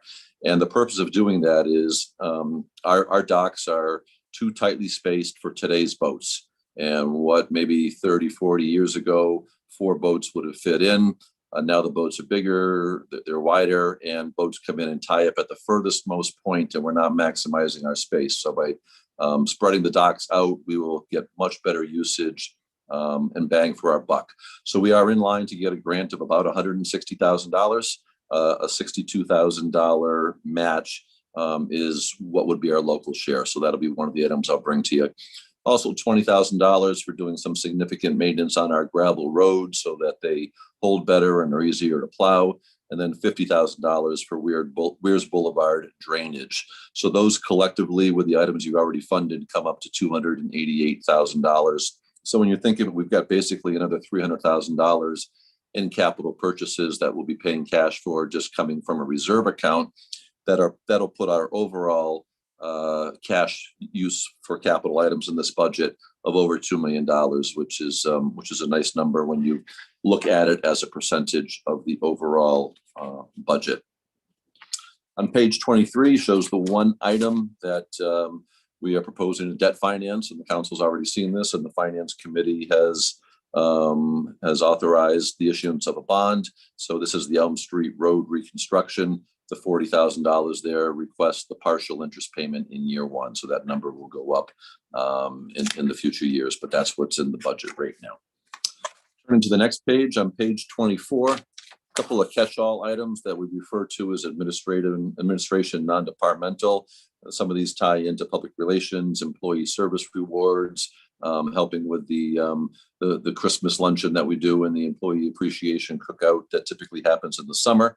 Two big items on this page that are relatively new, both deal with the Colonial. So one is the lease, and that is the payment that we make to Belknap EDC and for leasing the theater for them. They own the theater.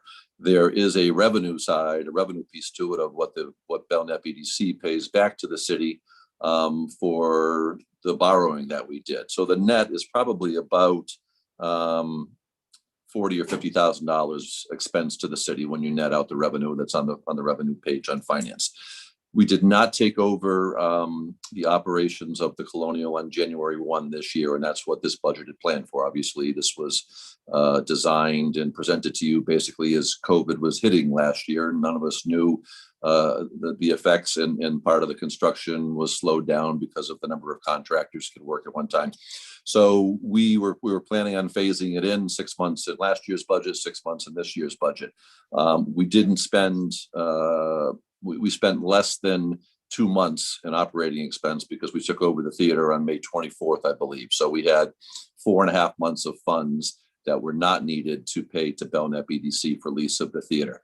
So you will see that in a carry forward resolution. Then we'll be bringing those dollars forward to the next budget to assist with some of those months there.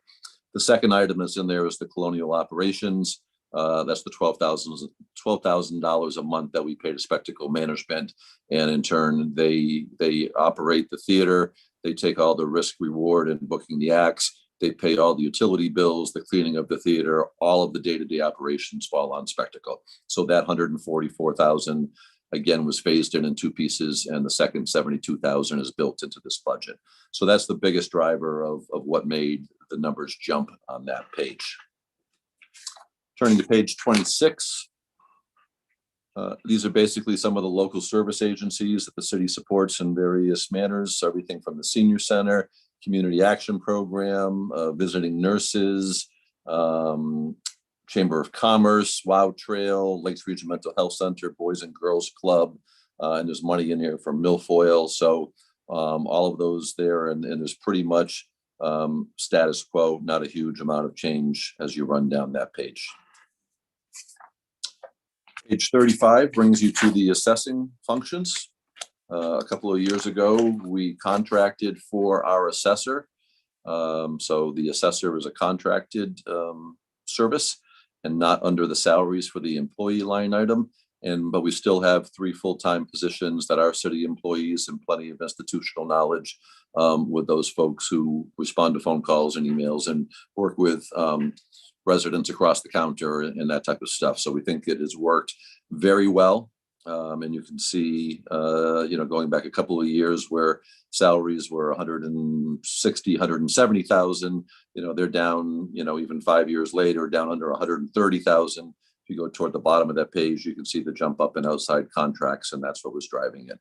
It may not seem as dynamic on paper here, but I need you to remember that the benefits for that position would have shown up under the finance page. So any money we would have paid for an in-house assessor for health insurance and retirement system contributions and Social Security, those savings are reflected elsewhere in the budget, where we lump a lot of the smaller departments together into one budget for those things that I just mentioned. Page 74 will be the next spot that we will go to, and that's legal. We continue to run very lean on our legal services, and that's good. It's always better to be proactive and keep ourselves out of trouble, and staff does a great job with that. So we break down our legal into a couple of components. One is just general retainer, and that's what we use Mitchell Municipal Group for.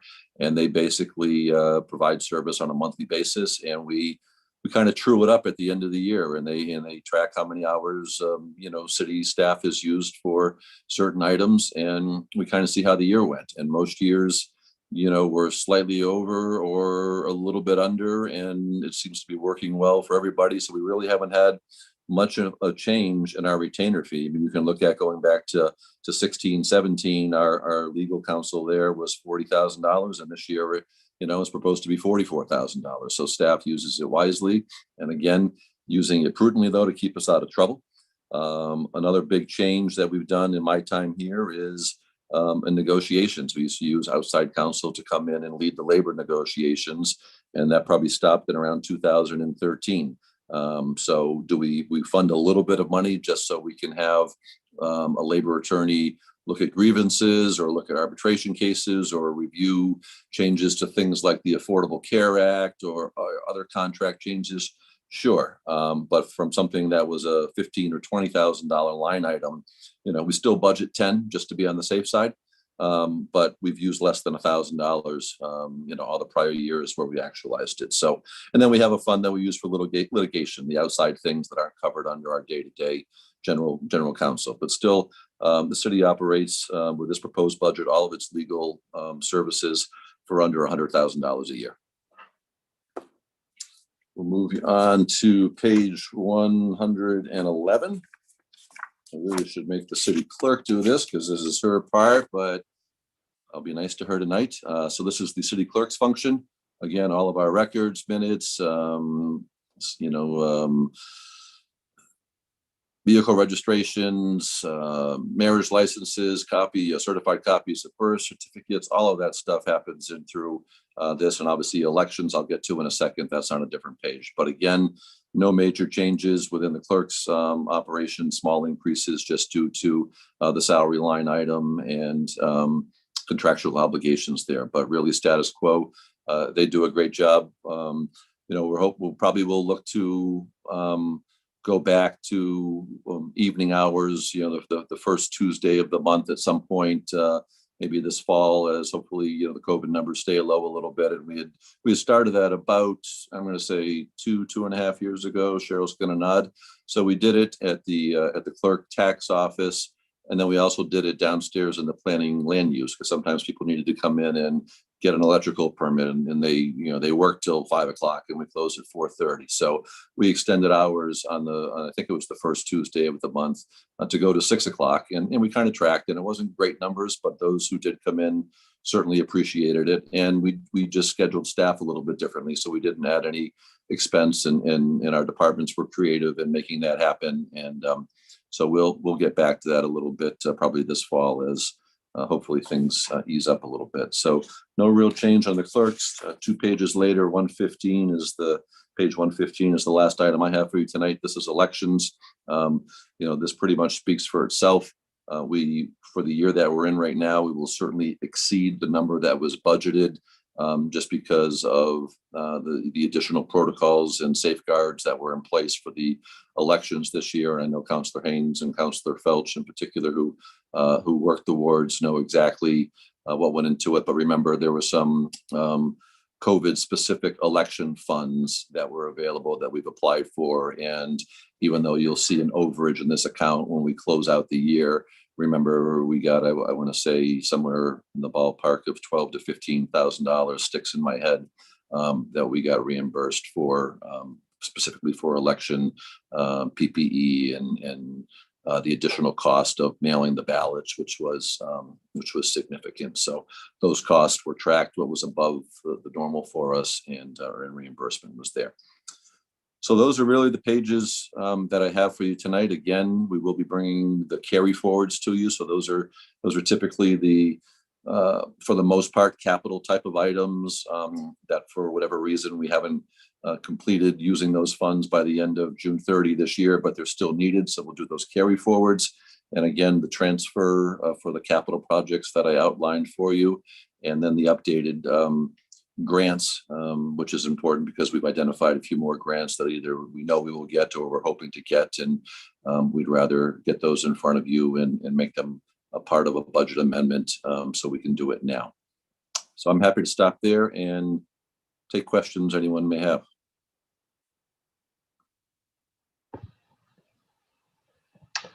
Councilor Lippman, did you raise your hand? Just had one question on the carry forwards. Do you have a general sense of whether they're in line with prior years or more or less? I think you'll find they're in line with prior years. So there'll be things that, we carry over some of the paving budget, some of the drainage.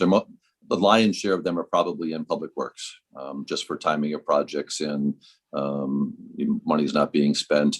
There's a few smaller ones that might show up, this year in, physicals in the fire department, for instance, with COVID going on. Some of those things got put on the back burner, but we know that not every firefighter needs a physical every year, but we know they need it over a certain number of years, depending on the age of the firefighter. So we know that we've got to play catch up on the physicals and those types of things.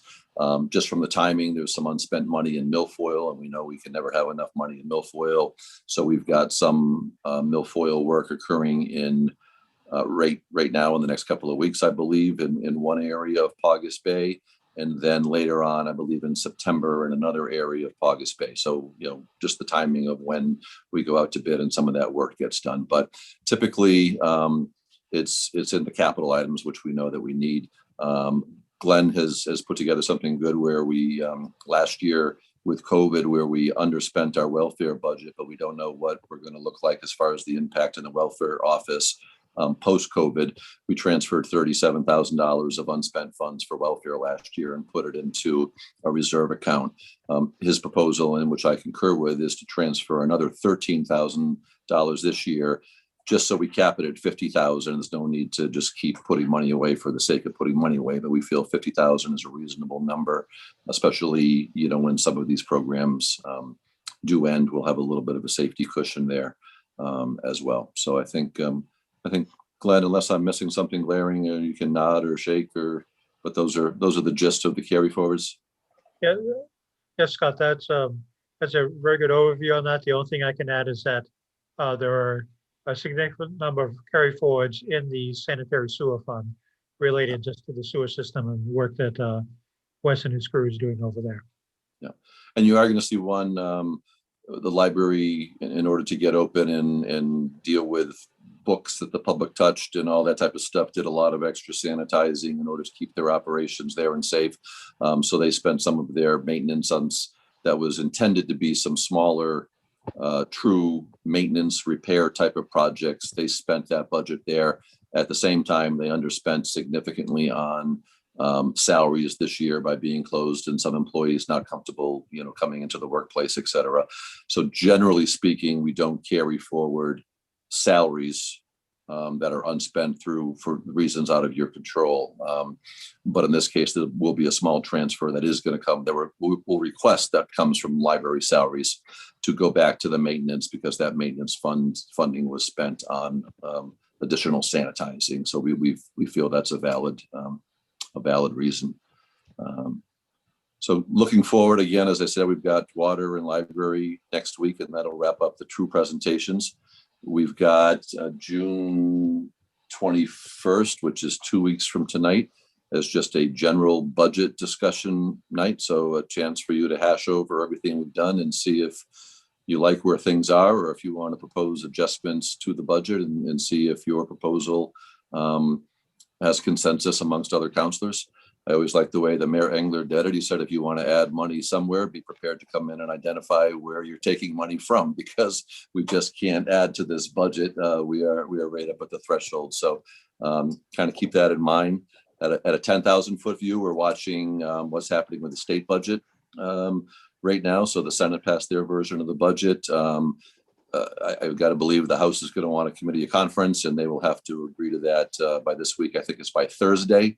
And then the House and the Senate will get together and hammer something out. And I believe they have until maybe up to 2 weeks, or maybe it's only 1 week to come to an agreement on that. So we should have a decent idea of what the budget's going to look like. And for us, the big items are some of the revenue as things that the state distributes locally. And for us, it's gas tax.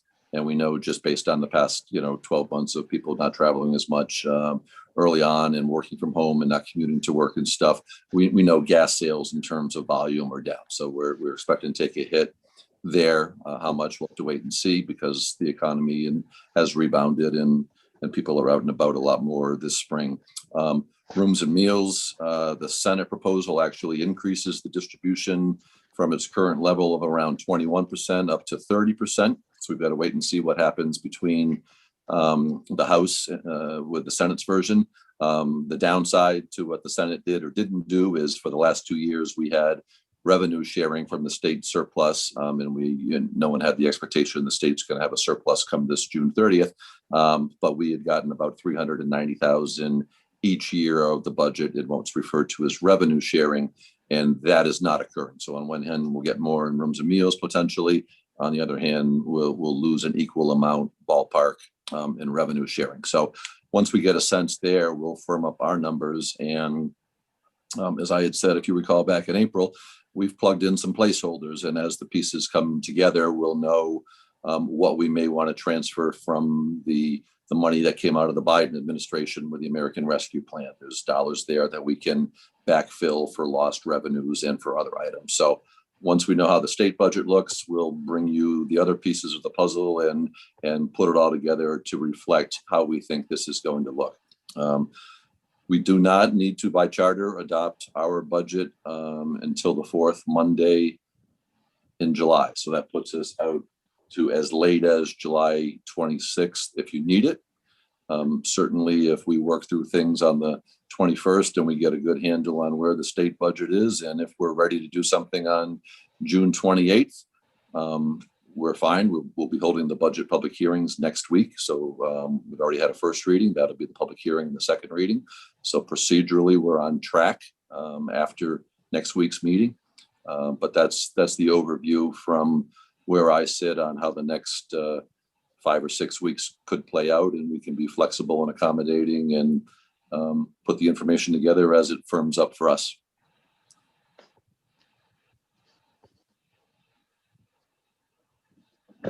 Thanks, Scott. Any other questions or feedback for Scott on his presentation?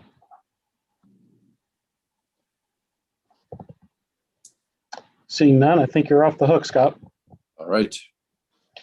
So that being said, thanks for all of your presentations tonight and your patience and your questions. I'd like to adjourn the meeting, special budget meeting at